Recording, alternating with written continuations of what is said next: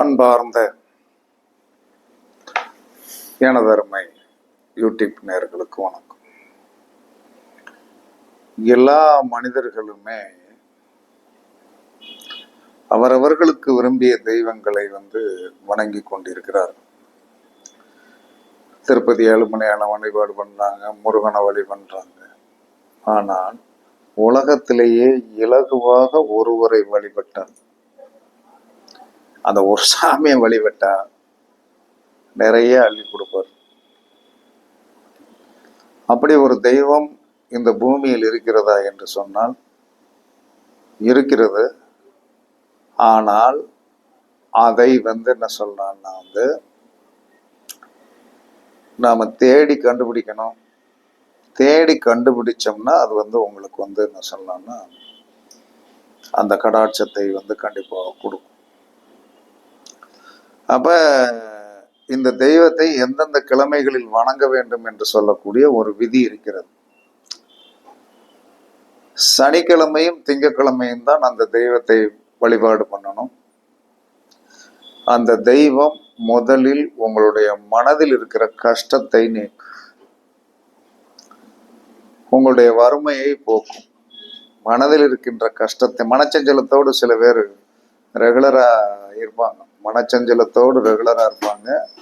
அந்த மனச்சஞ்சலத்தை நீக்கக்கூடிய சக்தி அந்த தெய்வத்திற்கு உண்டு. அந்த தெய்வம்னு சொல்லிட்டு இருக்காரு. கடைசி கொஞ்ச நாள் வீடியோ ஒரு 10 நிமிஷம் போனா தானே எனக்கு மதிப்பு. அதனால சொல்றேன். அதனால யாரும் தப்பா எனக்கு 2 நிமிஷத்துல சொல்லிட்டு போறது என்ன சொல்லலாம்னா இனிக்காது. அப்ப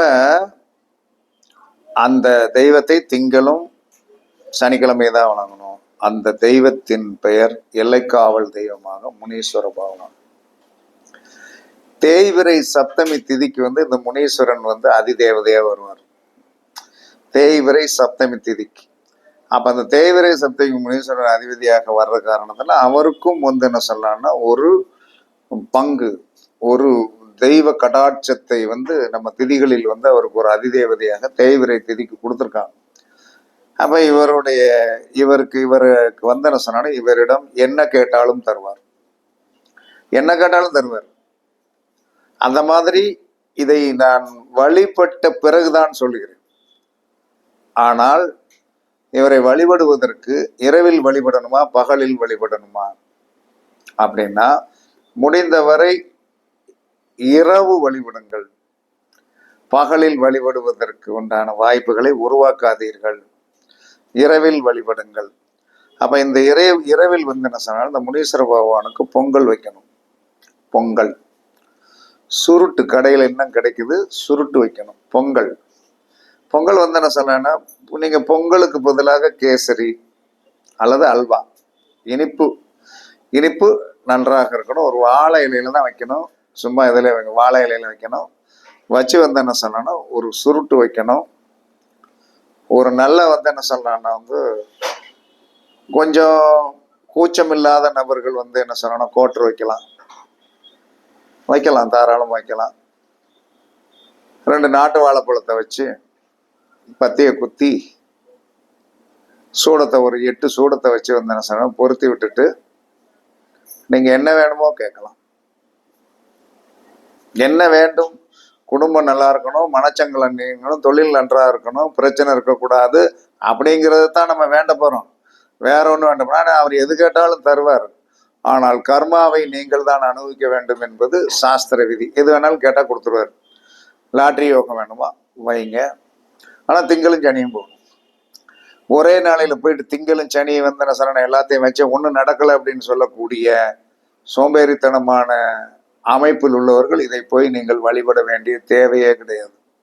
என்ன காரணம்னா கர்மா என்பது நம்ம முன்னோர்கள் பண்ணியது, அதன்படி நம்மளுடைய பிறப்பு இருக்கிறது. போன உடனே நடந்துடணும்னா அது எந்த காலத்திலும் நடக்காது. 3 நாளைக்குள் ஒரு விஷயம் நடக்க வேண்டும் என்று சொன்னால் அதற்கு உங்க கர்மா முதல்ல நல்லா இருக்கணும். கர்மா நல்லா இருக்கணும். அதே சமயத்தில் என்ன சொன்னா நாம் அந்த அளவுக்கு என்ன சொன்னா நம்மளுடைய ஜாதகத்தில் குரு நன்றாக இருக்க வேண்டும், சனி நன்றாக இருக்க வேண்டும், குருவும் சனி நல்லா இருக்கணும். ஏன்னா இவர்கள் எல்லாம் என்ன சொன்னா தர்ம கர்மாதிபதி அப்படிங்கிற ஒரு யோகத்துக்கு சம்பந்தப்பட்டவங்க. 9 குடையவன் குரு, 10 குடையவன் என்ன சொல்றான்னா சனி, தர்ம கர்மாதிபதி யோகத்திற்கு சம்பந்தப்பட்டவங்க. அதனாலதான் இரவுல போய் கும்பிட சொல்றோம். இவர் என்ன சொல்றான்னா உக்கிரமான தெய்வம். அதனாலதான் கோட்ரு வைக்க முடியல, பொவாண்டா வைங்க, ஒன்றும் பிரச்சனை இல்லை, தப்பெல்லாம் கிடையாது. கருப்பு கலர் பொவாண்டா வைங்க, கேசரி வைங்க. பொங்கல் வீட்டுல இருந்து பொங்கல் ஒரு பார்சல்ல மடிச்சு கொண்டு போய், அது வாழையில தான் மடிக்கணும். இந்த கடையில என்ன சொல்றாங்கன்னா பிளாஸ்டிக் தாளில் மடிச்சு வச்சு சாபத்தை வாங்கி கொள்ளாதீர்கள். கொஞ்சம் இந்த தெய்வம் பனிஷ்மெண்ட் கொடுக்கும். நீங்க எந்த தப்பு பண்ணாலும் அதுக்கு உண்டான பனிஷ்மெண்ட் கண்டிப்பா கொடுத்துரும். ஏன்னா இதை நான் போய் என்ன சொல்றேன்னா அனுபவிச்சு பார்த்ததுனால சொல்றேன். அப்ப வாழை இலையில பொங்கலோ கேசரியோ அல்வாவோ வச்சிடலாம். 2 சுருட்டு வைங்க, ஒரு போண்டா பாட்டில் வைங்க. வசதி இருந்தால் இல்லை கோட்டரை வச்சு பார்ப்போமே அப்படின்னு நினச்சேன்னா வச்சு பாருங்க. 2 நாட்டு வாழைப்பழம் வைங்க, அதில் 4 பத்தி குத்தி பொருத்திடுங்க. 8 சூடத்தை வாசல்ல வச்சு அழகாக பொருத்தி உங்களுக்கு தேவையானதை நீங்கள் விருப்பப்படி கேட்கலாம். அப்போ தேவையானதை விருப்பப்படி கேட்கும்போது என்ன சொல்றான்னா அந்த தெய்வம் என்ன சொல்றான்னா அள்ளி கொடுக்கும். இதை திங்களும் சனியும் எந்த ஒரு மனிதன் தொடர்ச்சியா செய்யணும். தொடர்ச்சியா என்ன சொல்றான்னா 48 நாளைக்குள்ள என்ன சொல்றான்னா 48 நாளுக்குள்ள என்ன சொன்னால நீங்கள் என்ன சொன்னா எத்தனை திங்கள் வருதோ எத்தனை சனி வருதோ கரெக்டா ரெகுலரா போகணும். அப்படி ரெகுலரா போய் என்ன சொன்னா நீங்கள் இந்த வேலையை செய்து விட்டால் நீங்க திரும்ப வேலையை செஞ்சுட்டே இருக்கக்கூடிய ஒரு மன வலிமை வந்துடும். ஏன்னா இது அப்படி வேலை செய்யும். ஏன்னா முனீஸ்வரன் அப்படிங்கிறது சாதாரணமான ஒரு விஷயம் கிடையாது. சனியோடு சம்பந்தப்பட்டவர். கையில அருவாள் இருக்கும், வேல்கம்பு இருக்கும், எல்லாமே இருக்கும், தலைப்பா கட்டியிருப்பாரு. இந்த மாதிரி உங்க ஊர்ல எப்படி இருக்குன்னு தெரியாது. எங்க ஊர் பக்கத்துல என்ன சொன்ன, நான் ஆன் தி வே போகும்போது அந்த இடத்துல என்ன சொன்னானே, எனக்கு கிழமைகளை நான் சரியா நினைச்சா இறங்கிடுவேன். இறங்கி என்ன சொன்னானே ஏதோ ஒரு இதை வச்சுட்டு கும்பிட்டுட்டு போவேன். ப்ராப்பராக என்ன சொன்னான அந்த இனிப்பு, அதற்கடுத்து சுருட்டு, போவாண்டா போட்டில் கோட்டரை நான் வைக்கல. ஏன்னா நான் போய் இனிமேல் இந்த காலத்துல கடையில் போய் கோட்டர் வாங்கிட்டு சொல்லிட்டு இருக்கேன். அதுக்கு என்னால் முடியாது. அதனால நான் வழிபாடு பண்றதுனால நன்றாக இருக்கிறது. ஆனால் சில பேர் நீங்க ப்ராப்பராக வழிபாடு பண்ணினீர்கள் என்று சொன்னால் உங்களுடைய வாழ்க்கையில் என்ன சொன்னா ஜாதகத்தில் இருக்கின்ற அத்தனை தோஷங்களும் போகும். உங்களுக்கு கல்யாண பிரச்சனையா, ரெகுலரா வைங்க, ரெகுலரா செயல்படுங்க, ரெகுலரா வைங்க. தொழில் ஓட்டம் இல்லையா, ரெகுலரா செய்யுங்க. விவசாயம் செழிக்கணுமா, செய்யுங்க. அதாவது என்ன வேண்டுமானாலும் இந்த முனீஸ்வரனிடம் நாம் வேண்டலாம். நமக்கு தேவையானதை தான் வேண்டும். வண்டி வாகனம் வேணும்னு கேட்குறீங்களா, வாங்கி கொள்ளலாம். விவசாயத்துக்கு டிராக்டர் வாங்கணும் வேண்டுறீங்களா, வாங்கி கொள்ளலாம். தோட்டத்தில் எல்லா செடிகளும் அங்கே நன்றாக தழைத்து பலன் கொடுக்க வேண்டும் என்று நீங்கள் வணங்குகிறீர்களா, திங்களும் சனியும் போங்க, தோட்டம் செழித்து ஓங்கும். அதுல எந்த மாற்று கருத்தும் கிடையாது. ஏன்னா நம்ம செய்ய வேண்டியது என்ன சொல்லனா, இந்த நிவேதான பொருள்கள் என்பது இனிப்பு, 2 சுருட்டு, 2 வாழைப்பழம், 4 பத்தி அதில் பொருத்தி குத்தணும். ஒரு கோட்டரோ அல்லது பொவோண்டோ பாட்டிலோ வைக்கணும், கருப்பு கலர்.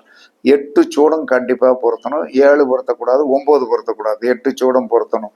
பொருத்தி அந்த சூடம் அணைகின்ற வரை உன்னுடைய கோரிக்கை என்னவோ அதை திரும்ப திரும்ப திரும்ப திரும்ப திரும்ப திரும்ப 50 கோரிக்கை வைக்க வேண்டாம்.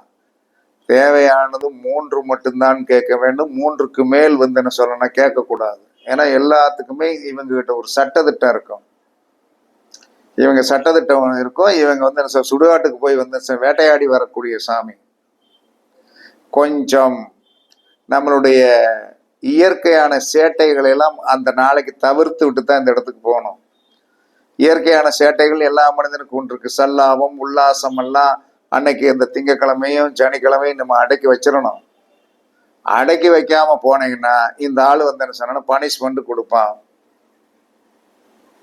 பனிஷ்மெண்ட் உறுதியா கொடுப்பார், அதுல எந்த மாற்றம் கிடையாது. அப்ப பெரு வெற்றிக்கு, பெருத்த வெற்றிக்கு லாட்டரி யோகம் வேணுமா, ரெகுலரா போங்க. அதிர்ஷ்டம் வேணுமா, ரெகுலரா போங்க. குழந்தைகள் வந்து டாக்டருக்கு போகணுமா, குழந்தைகள் வேலைக்கு போகாமல் இருக்கிறதா, அதற்கும் நீங்கள் போய் இதை வந்து ரெகுலராக செய்யலாம். குழந்தைகளுக்கு திருமணம் இல்லையா, அதையும் செய்யலாம். குழந்தைகளுக்கு வந்து என்ன சொல்லலாம்னா குழந்தை பாக்கியம் லேட் ஆகிறதா, அதையும் செய்யலாம்.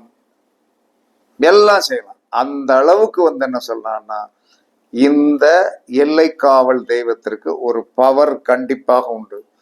ஆனால் அந்த எல்லைக்காவல் தெய்வத்துல இருந்து சில நேரங்கள்ல வந்து என்ன சொன்னா நல்ல மரங்கள் அழகாக முளைச்சிருக்கும். இப்போ நான் கும்பிடுற இடத்துல வந்து என்ன சொன்னா ஆலமரம் நல்லா ஜம்முன்னு இருக்கும். அதாவது கோவில் வளாகத்தில் வளர்கின்ற மரங்களை பார்த்தீர்கள் என்று ஏதோ வந்து என்ன சொன்னா ஒரு தெய்வ கடாட்சத்தோடைய அது எல்லா இடத்துலயும் வேப்ப மரம் வளருது, அதோடைய தன்மைகள் வேற. கோவில் வளாகத்திற்குள்ளும் கோவில் உள்ளும் வளர்க்கப்படுகின்ற மரங்கள் ஜெகஜோதியாக ஏதோ ஒன்று அங்கு இருக்கிறது, இது நம்ம கண்ணுக்கு நல்லா தெரியுது. அப்ப மரங்கள் என்ன மரங்கள் இருக்குது என்று பாருங்க. ஏன்னா ஆலமரம் என்பது மக நட்சத்திரத்திற்கு உண்டானது. ஆலமரம் என்பது மக நட்சத்திரம். வர்க்கங்கள் தலைத்தோங்கும், வர்க்கங்கள் வந்து ஜேஜேன்னு இருக்கும். இப்படியெல்லாம் ஒவ்வொன்றுக்கும் வந்து பஞ்சபூதங்களுக்கும் இயற்கைக்கும் ஒரு சம்பந்தம் உண்டு, தெய்வங்களுக்கு ஒரு சம்பந்தம் உண்டு. ஏன்னா தெய்வங்கள் பேசாது, உணர்த்தும், உங்களை வரவேற்கும், கண்டிப்பாக வரவேற்கும். நீங்கள் வந்து உங்களை பிடித்து விட்டால் அது வரவேற்கும். அப்படி ஒரு அற்புதமான தெய்வம் மனச்சங்களின் சஞ்சலங்களை நீக்கி நமக்கு தேவையான அனைத்து விதமான யோகங்களையும் கொடுக்கக்கூடிய அந்த அற்புதமான தெய்வமாகிய முனீஸ்வர பகவானை தயவு செய்து எல்லோரும் வணங்குங்கள். 2 விதமான வீடியோக்கள் எல்லாம் தெய்வம் பணம் சார்ந்தது, முதல்ல போட்டது பணம் சார்ந்தது, கர்மாவை அழிக்கக்கூடியது. அது மாதத்தில் 2 தடவை போகலாம், இது வார வாரம் போகலாம். இதெல்லாம் வந்து செலவே இல்லாத 100 ரூபாக்குள்ள செலவாகிற ஐட்டம். மனிதன் நினைத்தால் போகலாம். எல்லோரும் கண்டிப்பாக இதை நடைமுறைப்படுத்துங்கள். வெற்றி பெறுங்கள். கண்டிப்பாக எல்லோரும் நல்லா இருக்க வாழ்த்துக்கள் கூறி உங்களிடமிருந்து விடைபெறுவது சிப்பிபாறை ஜோதிடர் சாதிராகும் ஜெயபாலாஜி.